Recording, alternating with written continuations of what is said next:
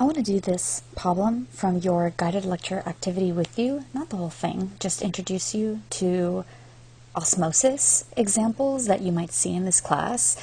And this part of the class, as it concerns tonicity, really does confuse students. And so I want to go ahead and clarify that. So here in this problem, I have human cells, and I'm going to go ahead and color in just an example of a human cell, and I have cells in all of the different beakers, and the beakers have various concentrations. The cells have their own concentrations as well. Each one, the cell, and color that again, the cell, the human cell has a concentration, and the beaker itself also has a concentration. They both have a tonicity associated with them. So I want you to pay attention to the concentration that's in both of those different solutions.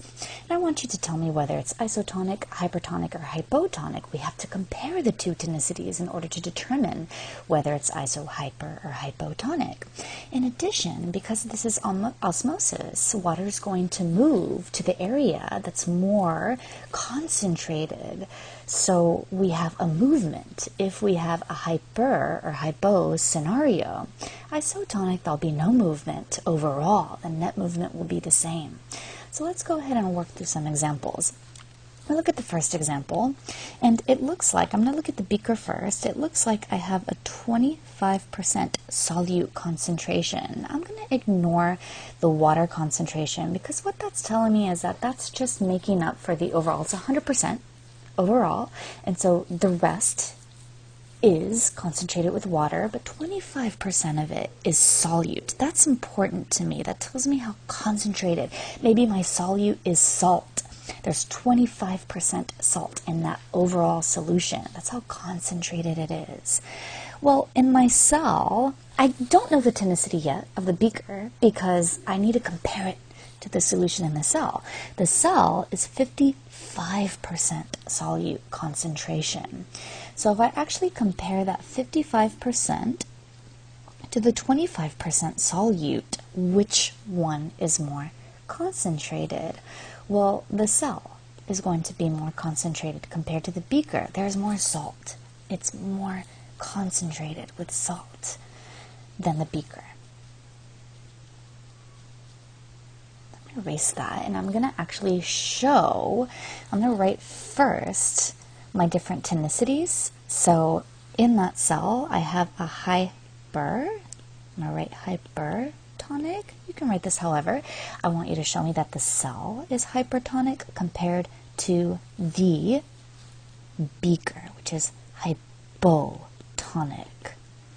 We call that hypertonic means a higher concentration, and hypotonic means a lower concentration. And how osmosis works is we will have water moving to the hypertonic solution, the one that's more concentrated. It wants to form an equilibrium. It wants to equalize, balance out the two different solutions. And given a semi-permeable membrane, like the cell here is semi-permeable, that plasma membrane will allow water movement through. Water will go into the cell.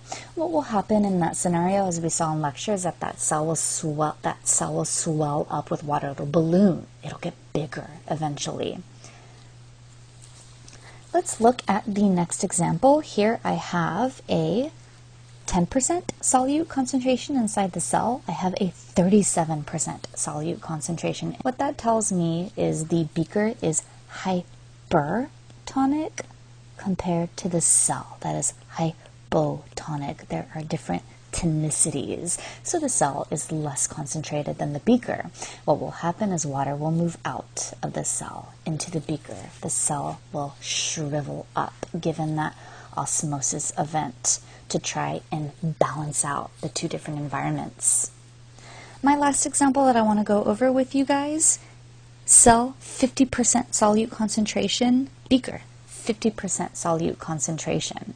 Remember, I'm just looking at the solute. I'm not really looking at that H2O concentration in these examples. It's kind of meant to throw you off.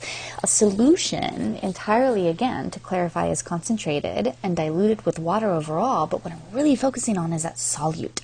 How concentrated is it? Well, they're both 50%. That means that this is an isotonic example. It is the same. There will be net movement of water overall. It'll be the same. You can show arrows moving both in and out of the cell to the beaker. Overall, it will be the same. You could also draw that as nothing to show me that overall there is a balance. You can also draw that. That works as well.